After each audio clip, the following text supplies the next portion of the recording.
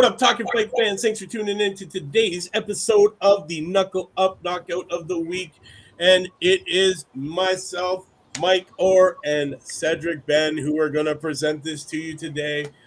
And it's none other than our man on his pro debut. We've talked about on this channel before. Ben Whittaker is the winner of our Knuckle Up Knockout of the Week. Wow. And what a wonderful performance he put on. Shout out to Carl, UK in the house. Yes, and yo, a UK man has won this prestigious award, man, our Knockout of the Week. It's going to Ben Whittaker, man. Let's talk about this one. Let's talk about it. Well, let's talk about, first of all, about his skill level and how I believe that Ben Whittaker a couple of years from now will be on the pound for pound list as far as contenders. I'm saying this, speaking of watching him at the Olympics and at the top level at the amateur level, World Championships and the Olympics. In the gold medal match, he went up against the two-time Olympian Cuban.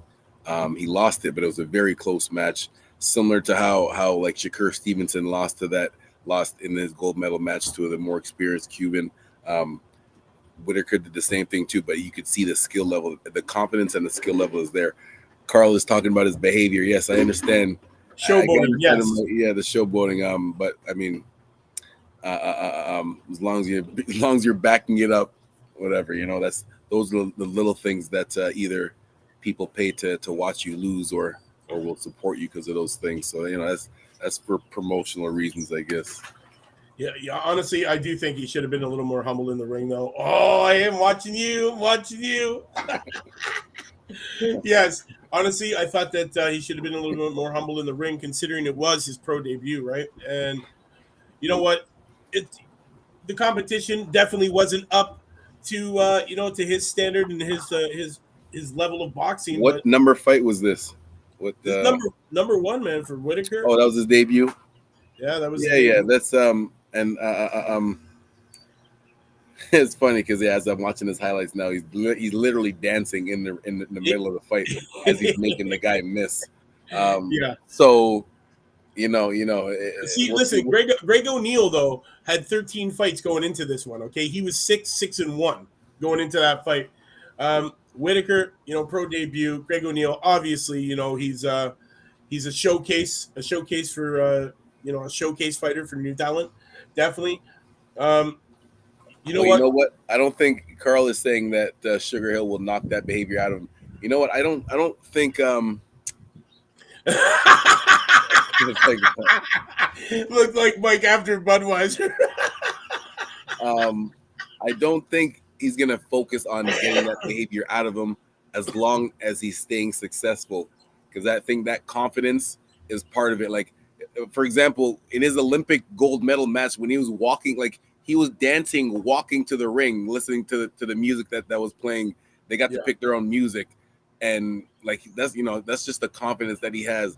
Yes, I understand when you're fighting in that way, you're leaving yourself more open to getting hit, to getting caught. But I think his skill level is up there with his defense, not just the offense. When I say skill level, that he'll be able to, as he makes his opponent miss and almost fall at the ring. I think he'll be able to keep it up. Yeah. Well, guys, we have a special treat for you. I've made a slideshow of the actual knockout that we're going to watch.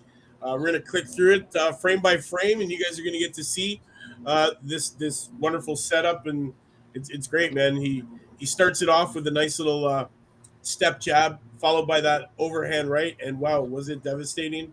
Ben Whittaker never doubted that the win would come in a grand style. How his body would react to fighting for the first time in 360 days was an entirely separate matter, guys. He's charismatic. We know that. It was a great fight.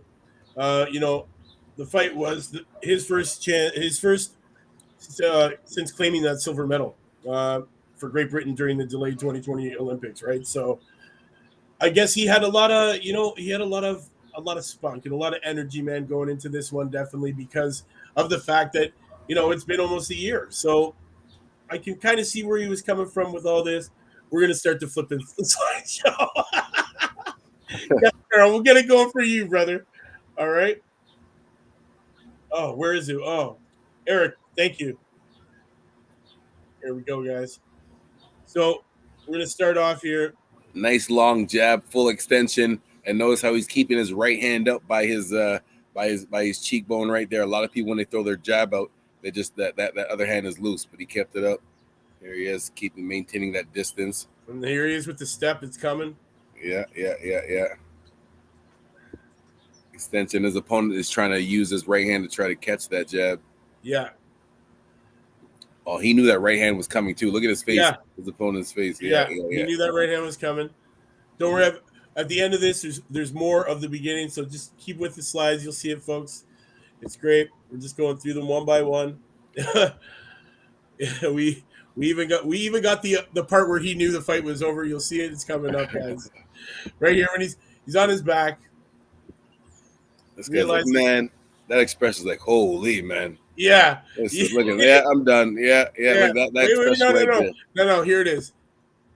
Now he's done. Yeah. Right there. Honestly. And then he sits back up, the rest waving him off. You know, it was a great, a great display of his skill, man. But honestly, I don't think he needed the showboating really. The ref had to warn these guys in the beginning. They were getting pretty aggressive towards one another. So here we go again. Let's see. So he's got that step coming with that jab. And here it comes. And you know what? The showboating alone, like exactly what people are saying, what you and Carl are saying, like that alone is gonna make, like, for the general public, they will yes again. We mean not again, yes again. No, it's not the hole.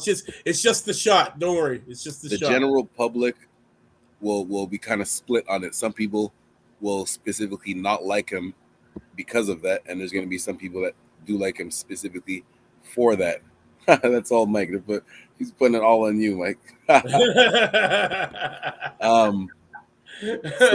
So as far as the showboating, me personally, the way I think about it, man, as long as you're successful and you're not getting caught, keep doing it. But if you get caught, then you're gonna have to rethink things, right? So, but as far as that's just bringing flair to the game, putting more people in the seats that either are paying to watch you lose because they don't like you showboating, right, and will pay for your opponent to win, or they want you to keep doing it. Yeah, definitely. Shout out to our runner-up, which was Mikhail Lal, coming through with a vicious body shot.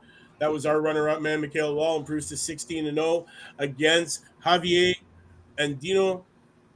Andino was KO'd by a left to the body. Guys, it's a vicious one if you haven't seen it. But definitely Ben Whittaker's was a little better, man. That's why he's our winner of the knockout of the week. Shout out to him, man. And shout out to Mikhail Lal, who is our runner-up, for that vicious body shot if you guys haven't seen that. Wanted to touch a little bit on the Harlem Eubank and Elliot Chavez fight that ended with Chavez being disqualified for twice punching Eubank after a break had been called. What round was this in? This was in the ninth. This is in the ninth round last night. Oh, sorry, yesterday afternoon. Pretty crazy. Was Eubank? I didn't get a chance to watch the fight yet. Was Eubanks winning? Same Eubanks Jr. That. Well, I'll go to the scorecards, and we'll check the scorecards and see how they had it. Well, they don't have it up, so fans said it was 80-72 in favor of Eubank. So definitely a frustrated Chavez. Obviously, you know what he did, man. Jake Paul fight got canceled. Yes, I'm not heard about that one, Carl. Not at all. But yes, it got canceled because apparently Hasim Rahman cannot make weight. They had a deal to come in at no heavier than 205. Hasim Rahman being heavy at 225. Well, let's see what the official reports did, because I just seen Hasim Rahman just tweeted out himself that weight was not his issue. So I don't know who. What everybody's been saying is that his team had called and said that he's not going to be able to make that 205, and that he wants to come in at 215, and that they should honor the weight of 215 and let him come in. And Paul's people said that they're not gonna honor somebody who can't be true to themselves and make this weight that they agreed upon, and he's not about to reward it, he said. So the fight was called off. I read all that last night, yes, as it came in, but that's what I've heard, is that it's all been because of weight, because Hasim Rockman cannot make the 205 agreed upon, and that he planned to come into the fight at 215. That's unfortunate, but who cares? It's like, come on, right? It's kind of funny. I wonder if Jake Paul is buying all these people to quit these fights. Well, I was talking about it this morning, and I said, like, honestly, if you think about it, if you think about it, he actually has slowly stepped up his competition. Was your wrist going up and down as you were reading Jake Paul stuff? Carl, now this is a kid's show. So if you think about, in his first fight, he fought sometimes I get confused. I think he fought a YouTuber. In his second fight, he at least fought a professional athlete, the basketball player. In his third fight, he actually fought a real fighter, MMA fighter, and Ben Askren, but not a striker. In his fourth fight, he actually fought another MMA fighter, but an MMA guy, which was actually a champion. So if you think about it, he actually has slowly stepped up in competition. He's slowly moving up in competition, man. Hey, listen, eventually he will get in there one day with a real boxer. One day.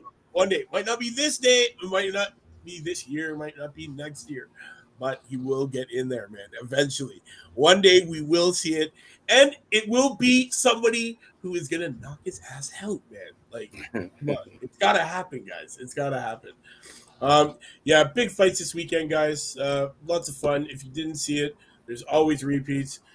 Shout out to Gary Anton Russell with his win, man, improving to 16-0 against Francis Barthélemy. That was a great fight. If you guys did get a chance to watch it, I missed that one. How did he look in that? Anybody in the chat make any comments on how Gary Barthélemy was down in round 6. It was scored 48-47, 49-46, 49-46. Yeah, man, it was great, unanimous in the 6th.